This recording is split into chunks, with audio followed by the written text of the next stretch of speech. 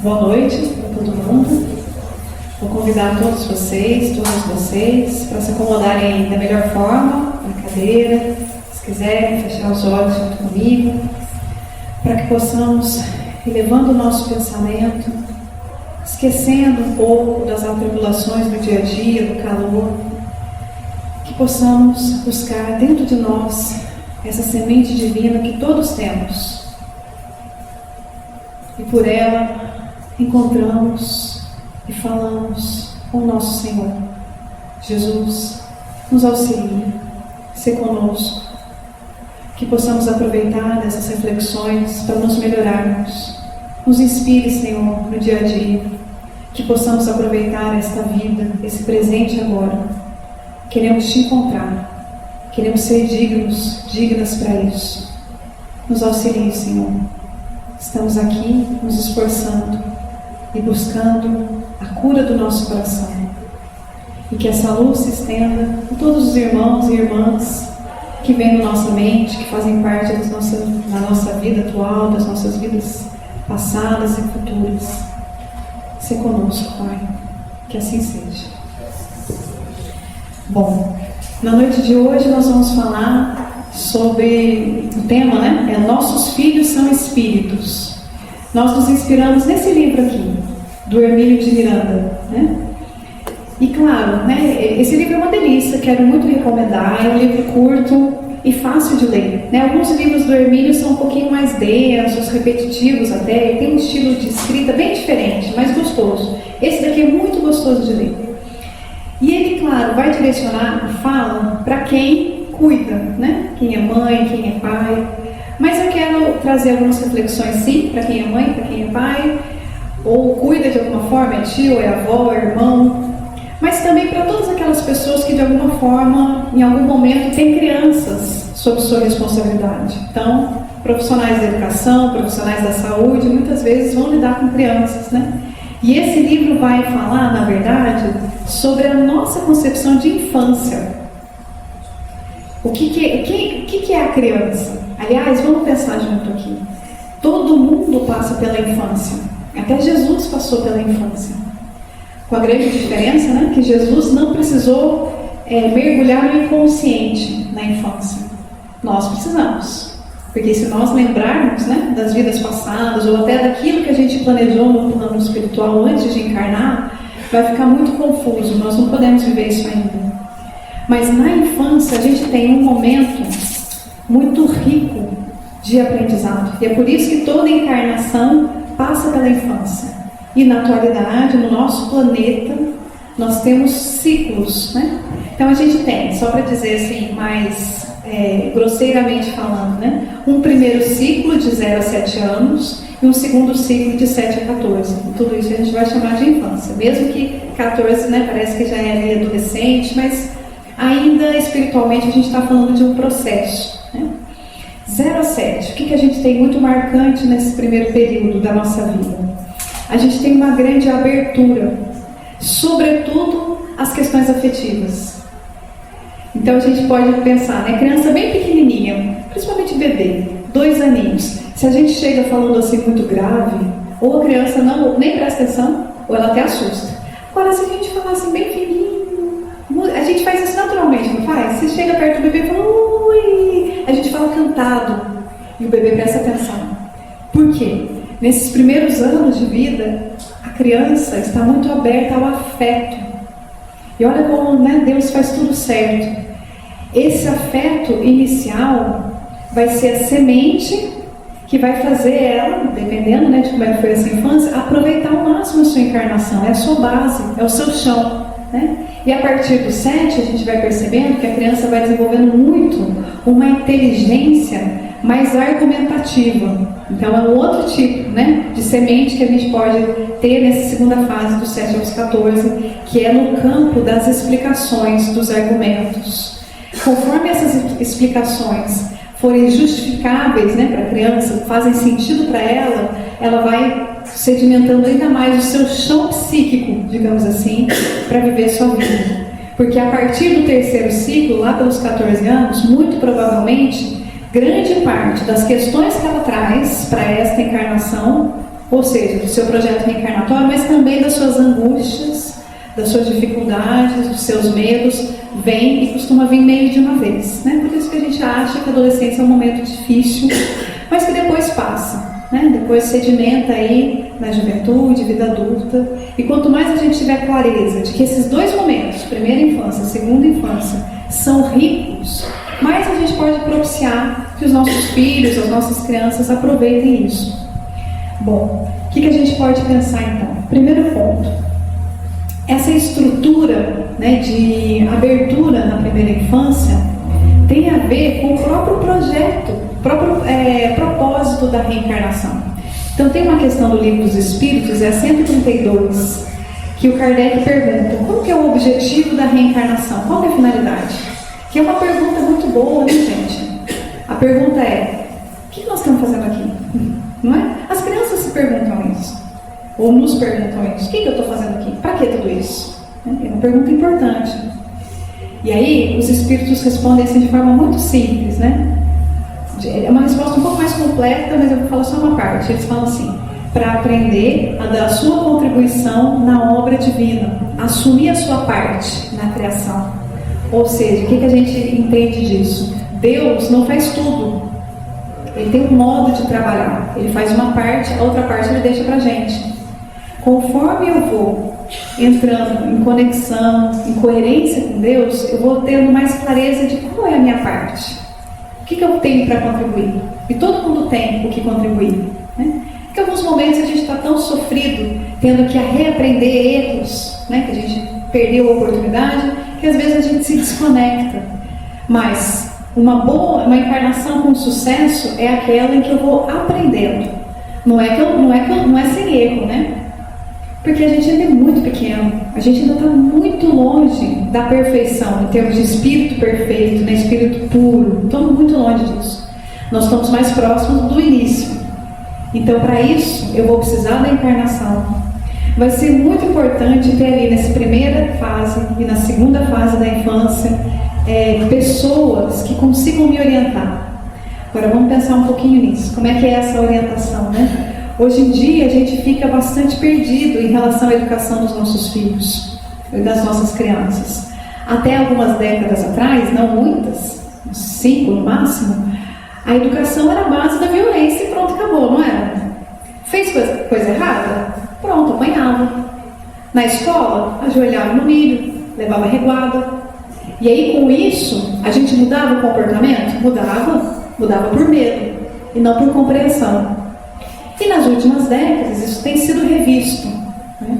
Então hoje a gente sabe, né, que o ideal é não ir pela violência, porque a violência ela faz muito mais mal do que ensina. Ela deixa marcas ruins, ela deixa uma obediência por medo, que aí depois, na hora que passa o medo, a gente desobedece de novo, porque na verdade a gente não compreendeu o porquê do sim ou o porquê do não. Então a gente sabe que a violência não é o caminho. Embora, como pai, como mãe, às vezes a gente perde a cabeça, né? E faz ali uma coisa que a gente fala, poxa, não me orgulho. Mas não é por ideal. Eu vou bater mesmo porque é batendo que... Não é isso, né? E é interessante que esse livro do Hermínio de Miranda, ele é de 1995, ou seja, tem aí quase 30 anos, mas ele já vai trazendo uma série de reflexões, e essa sobre a violência ele já deixa muito claro. Ele tem um capítulo que chama assim, não é preciso torcer o pepino.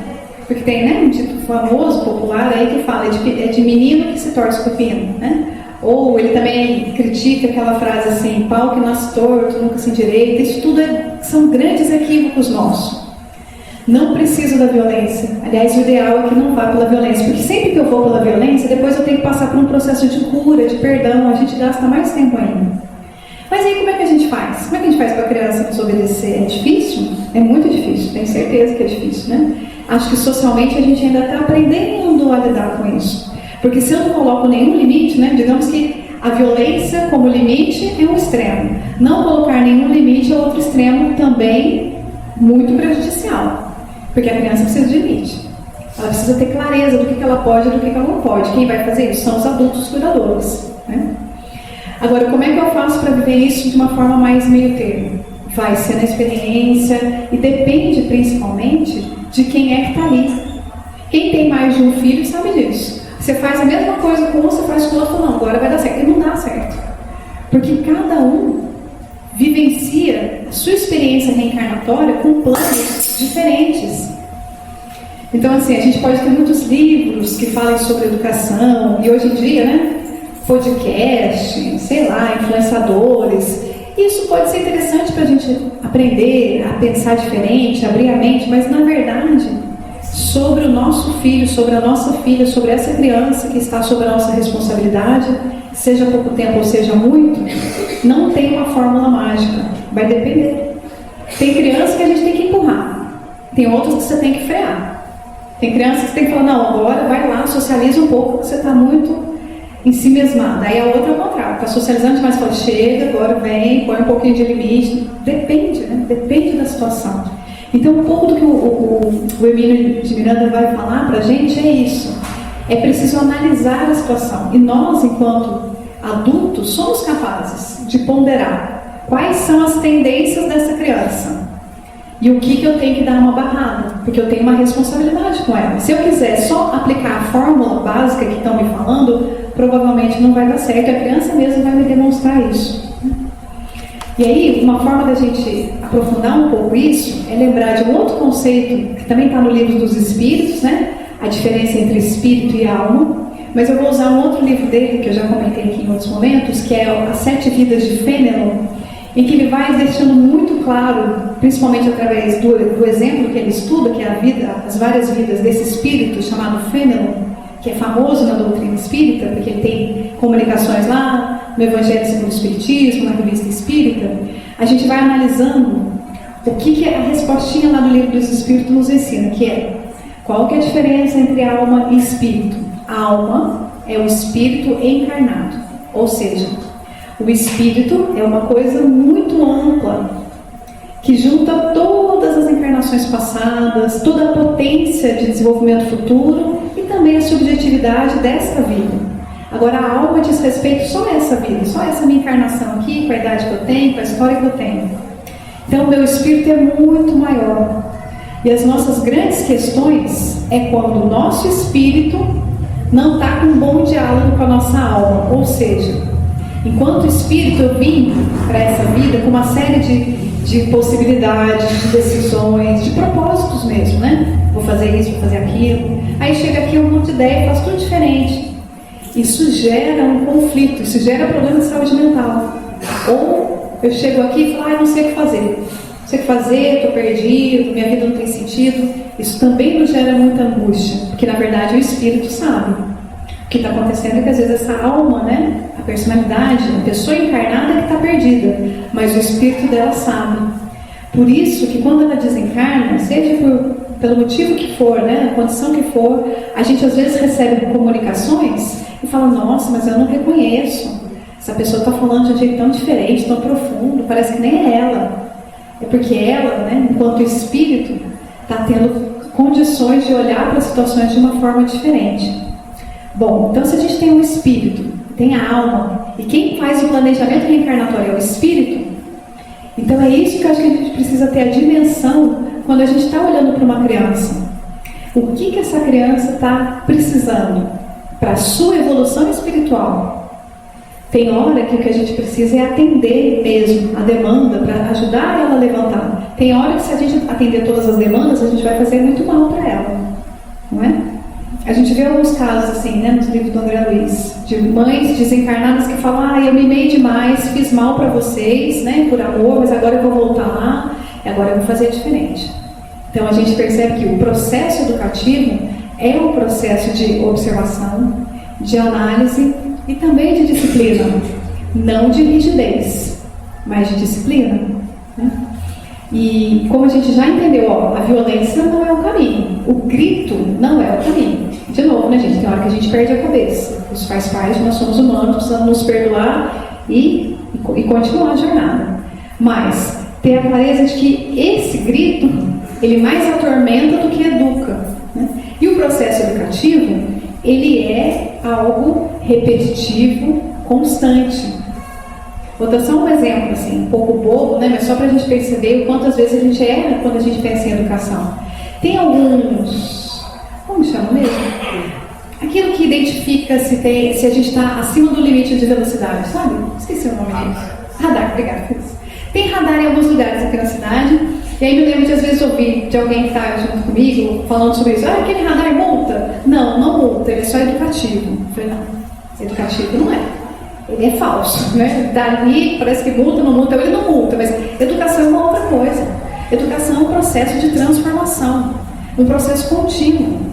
Adianta eu falar com uma criança escovar o dente uma vez? Não, vou ensinar ela a escovar o dente, vou ensinar uma vez só.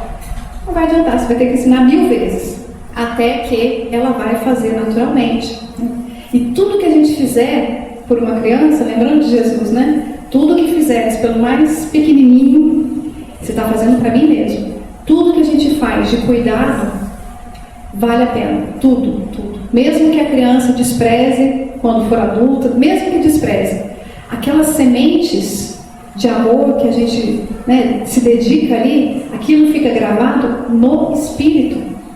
A gente não sabe, né, o que os nossos filhos vão fazer com aquilo que a gente está se dedicando, porque vai chegar o momento que eles vão ser adultos e eles vão ter o livre-arbítrio.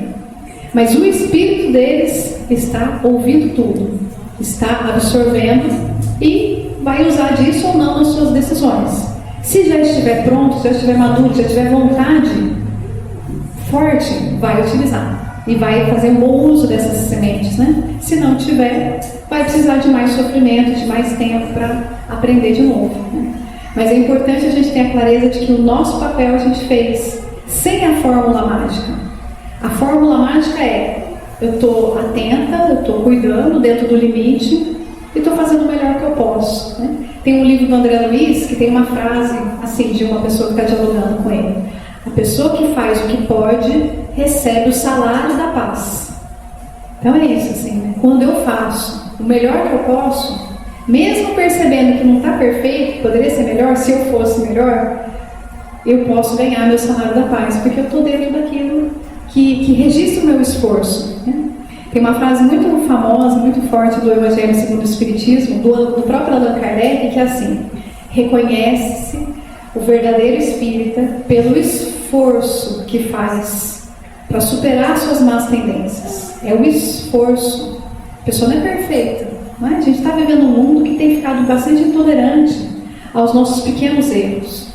Mas isso é bobagem nossa, porque na verdade nós estamos todos no caminho. Estamos vivendo tempos difíceis, há momentos que são mais difíceis. Se tiver um lugarzinho no planeta vivendo uma guerra, essa guerra reverbera para todos nós. Não tem como, né, não nos atingir. Então a gente vive momentos difíceis e por isso a gente precisa se cuidar ainda mais. E quando a gente cuida de uma criança, que seja rapidinho, ou que seja, né, por horas, por dias, por anos, a gente está cuidando da humanidade inteira. Então, ouvi recentemente uma frase de um espírito, ele se chama Samuel de Latour, e ele fala assim: a educação espiritual semeia, a humanidade inteira colhe. Ou seja, todo o trabalho, né, que a gente faz por uma criança, se a gente está ajudando ela a fortalecer a força para cumprir aquilo que ela planejou antes de vir, está valendo para a humanidade toda. Porque nós somos seres sociais, né? Essa criança de hoje, que a gente está cuidando, amanhã ela está no hospital nos recebendo, ou amanhã ela é uma pessoa que está no campo da política, e a gente quer a melhor pessoa possível, né? Então a gente precisa trabalhar por isso hoje, né? Hoje um grande desafio que a gente tem é a tela, né? A gente chama de tela assim, tudo, né? TV, celular, tablet, tanto faz. Que é uma forma, às vezes, de aquietar a criança, mas sem resolver as demandas dela. Só deixa para depois, né? Um pouquinho, de vez em quando, às vezes é necessário. Mas se for muito, se começa a passar ali, né, de um certo tempo, 1 hora, por exemplo, já vai ficando um negócio que vai mais nos dar trabalho depois do que nos aliviar agora. É uma ilusão, né? E por isso eu digo que a gente está vivendo tempos difíceis. Porque não está difícil da gente se iludir, se a gente fica só na superfície das coisas, né? Bom,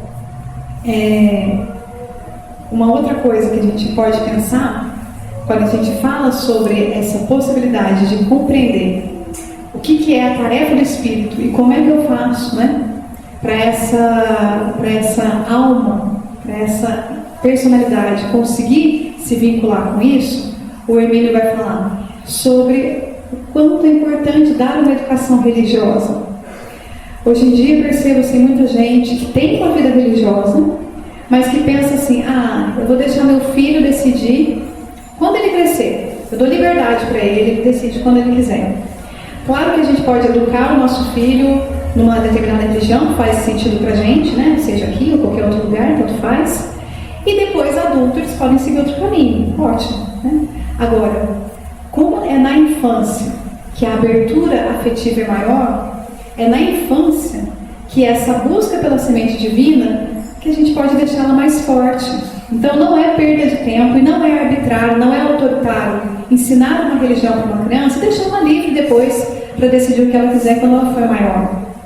Porque às vezes, quando a gente não tem isso, o que costuma acontecer? Eu tenho visto isso. Jovens, por conta dos seus 20 anos, que tiveram isso da família, uma educação religiosa ausente, mas não porque os pais são ateus ou agnósticos, não é por isso. Se fosse por isso, a gente respeitaria assim, o caminho natural deles. Mas é por esse excesso de autonomia. E aí, nos momentos difíceis, essa pessoa não tem o hábito de rezar, de sair um pouquinho da situação, né? Quando a gente faz uma oração, a gente busca algo que saia da situação. E isso já é uma forma de sair dela. Quando eu estou numa crise de raiva, por exemplo, ou de desânimo, quando eu busco pela oração, um pouquinho eu já consegui olhar para a situação e falar, isso aqui não sou eu, né? Isso aqui, quem sabe passa. Eu já tenho alguma fé, alguma fidelidade de uma transformação ali. Então esse exercício é importante que a gente ofereça para as crianças desde cedo, mesmo que depois ela faça releituras de como fazer, como exercitar essa fé. Não tem problema, né? Porque a gente sabe muito bem que todas as religiões são interessantes, todas as religiões são importantes. E se por um lado tem um jeito próprio de cada um, de passar no filtro e entender o que dessa religião faz sentido para mim, por outro, o encontro coletivo ajuda muito no nosso reequilíbrio espiritual e mental, né? Então é por isso que, não sei, né? É por isso que a gente se reúne, é por isso que a gente vem, porque tem um lado nosso que sabe que tem uma conexão que é coletiva e que a gente pode ali se beneficiar, não é? Então esses dois lados, ter um lugar público, mas ter também um exercício contínuo de filtro, né, de reflexão, é algo que nos ajuda a vivenciar a nossa espiritualidade natural. Né? Espiritualidade é natural. O que é espiritualidade? É buscar ir além da matéria, né? Não importa por qual caminho, mas sair do imediato. No momento de sofrimento a gente precisa sair do imediato, senão a gente se entrega ao desespero, né?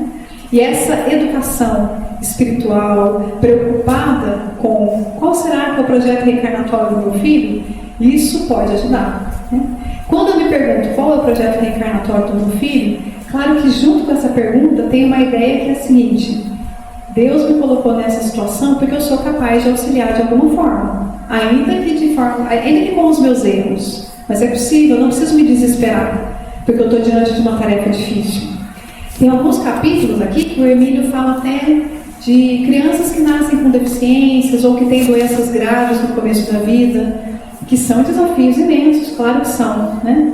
Mas ele vai contando uns casos, por isso eu recomendo muito o livro, é gostoso de ler. E ele vai contando, conta, por exemplo, de um caso de uma criança que teve um problema no parto, então a família entendeu assim, provavelmente a equipe de saúde também. Foi por causa do parto que ele ficou com uma grande debilidade, mas grande mesmo, assim, ele não movia nenhuma parte do corpo e não se expressava, não falava. E aí teve um momento, como essa família tinha alguma familiaridade com o espiritismo, que eles pediram uma orientação, né, para alguns amigos espirituais, em alguma sessão, enfim, algum encontro assim, e tiveram resposta. Olha, isso que está acontecendo com ele era exatamente o que ia acontecer. Se não fosse no parto, esse é outro momento. Aliás, nem foi no parto, já veio com essa programação mesmo. E aí o Emílio fez todo um trabalho ali de orientar a família, de refletir junto com eles, de pensar o que eles poderiam fazer, né? Bom, depois de um tempo, não me lembro exatamente quando, não sei se ele conta, mas essa criança desencarna e ela dá uma comunicação para o Hermínio, para agradecer. Falou: olha, suas palavras, a sua intervenção foi muito boa para mim. A minha família não ouviu muito, né? Porque os pais continuaram vivendo aquela situação com muito pesar. Mas para o espírito aquilo foi o melhor que poderia acontecer. Ele retornou para o plano espiritual melhor, pronto para continuar a sua jornada. Então, quando a gente olha por esse lado, aqui nós estamos para aprender, nós precisamos estar aqui, porque se eu aprendo na matéria, significa que eu aprendi de verdade, né? A minha alma está ali se apropriando disso, mas a nossa verdadeira pátria é lá, a gente vem de lá para cá, e não o contrário, né? Então isso dá uma outra perspectiva. Essa criancinha pequenininha que está aí, ela é bonitinha, porque o nosso cérebro tem essa programação, né? A gente vê o bebê e ele é fofo. Já vi algumas pesquisas muito antigas sobre isso. A forma arredondada do bebê e dos filhotes de mamíferos. Muitos têm isso, né? Não todos os animais, mas muitos têm isso. Eles são fofinhos. Isso desperta uma ternura. Isso é tudo proposital, né? Deus fez o nosso cérebro preparado para isso, para sentir essa ternura e ali, se direcionar para o cuidado. Então, quando a gente olha, poxa, que bom que a gente se entrega para essa ternura, mas ali tem um espírito que tem questões. Alguns já estão bem resolvidos e vêm aqui, né, para ampliar ainda mais a sua evolução espiritual. Mas a grande maioria tem grandes questões para aprender. E aí pensar, poxa, como é que eu posso contribuir para que isso possa, né, ser benéfico para todos nós, esse convívio, é o grande chamado. Né? Porque o convívio familiar, ele vai auxiliar que eu consiga despertar em mim o amor. Então o amor não está no outro, né, gente? O amor é uma força magnética dentro do espírito. Conforme eu evoluo, eu vou aprendendo a despertar isso para todas as pessoas. O objetivo final é conseguir amar de forma universal como Jesus, quando fala, aqui minha mãe e meus irmãos. É da família para o mundo que a gente vai. Então esses vínculos são muito preciosos. É difícil? É difícil. Hoje em dia, digo que é mais ainda. Porém, a criança ela tem uma força muito interessante, que é a força da renovação. As crianças menores, então, elas esquecem mais rápido ainda. Mais próximo dos 7 anos, elas já vão, algumas mais, outras menos, mas já vão exercitando aí aquela péssima coisa que a gente sabe muito bem que é a mágoa, né? Mas a criança pequenininha, aconteceu uma coisa, passou um pouquinho, já perdoou, já renovou. Porque essa força renovatória dela é da infância, natural da infância. E a gente conviver com isso também nos ajuda a renovar. Quando a gente não convive, a gente renova de outras formas, claro, né? Mas ali na infância é uma coisa mais rápida. Então, dá muito trabalho? Dá muito trabalho. Mas esse trabalho vale a pena, para quem cuida e para quem é cuidado, né? Sempre que a gente está na busca de fazer o nosso melhor. Bom, uma última coisa que eu quero falar é ler um comentáriozinho aqui do Hermínio de Miranda. Ele fala assim, ó, vamos repetir para refrescar nosso entendimento. A criança é um espírito que ainda há pouco estava no mundo invisível, entre a vida que se foi, no tempo e no espaço, e a que mal recomeça na carne. Entre uma existência e outra, passamos todos por um período de reavaliação pessoal, de revisão do que fizemos anteriormente, de reestruturação de conceitos e, finalmente, de reprogramação da vida. Então, ele está falando não só da última vida anterior da criança, mas o tempo que ela ficou no plano espiritual, que costuma ser um tempo importante, porque o espírito mais aberto, né, está ali pronto para rever um monte de coisa e planejar. Aí ele diz assim, em suma, o que fizemos até então, onde erramos ou acertamos, o que precisamos fazer para desenvolver esta ou aquela linha evolutiva, como corrigir erros cometidos, o que fazer para recuperar afeições perdidas, tudo isso são questões que esse espírito que hoje é criança acabou de se perguntar. Então, quanto a gente conseguir dar sentido para essas respostas, auxiliar ela, olha, como a mãe do Chico Xavier falou, a madrasta dele falou, olha, eu não sei por que você passa por isso, porque ele tinha ali, né, uma vivência da mediunidade muito forte e sofrida no comecinho da vida. E ela fala, não sei por que você está passando por isso, mas eu estou aqui, estou do seu lado, e um dia a gente vai entender. Isso é dar orientação, isso é dar sustentação para o sofrimento do outro. Eu estou do seu lado, estou aqui, como é que eu posso te ajudar? Né? E aí a gente vai avaliar como ajudar em cada situação. Bom, minha gente, vou parando por aqui, agradeço a atenção de vocês. Quero aproveitar para dizer que esse momento do passe é muito mais rico do que a gente imagina. Né? E quanto a gente puder, não pegar no celular, né? Não só pelo barulho, porque isso é óbvio, mas para não desconectar a nossa mente. Tem aqui um plano espiritual todo cuidado para auxiliar justamente em cada né?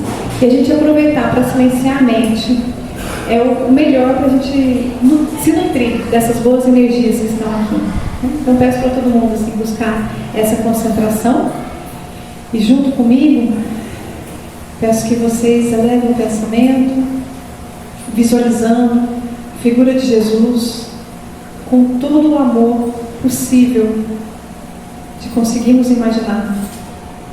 É esse amor constrangedor que chega até nós. O amor que tudo perdoa, um amor que tudo crê, tudo compreende, tudo cura. Senhor, nessa vibração de amor, queremos muito aproveitar esta vida para aprendermos a amar. Que assim seja.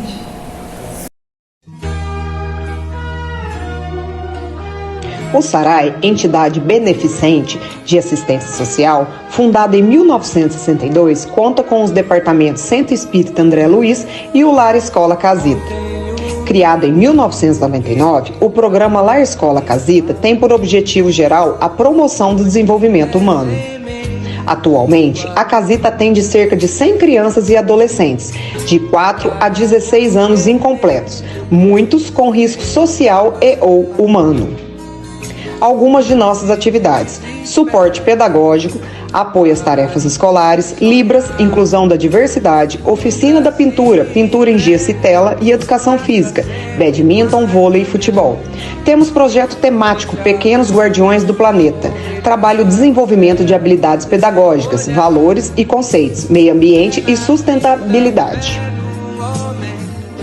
Projeto Moeda Social Zitinha, noções da economia solidária, do ter e do ser.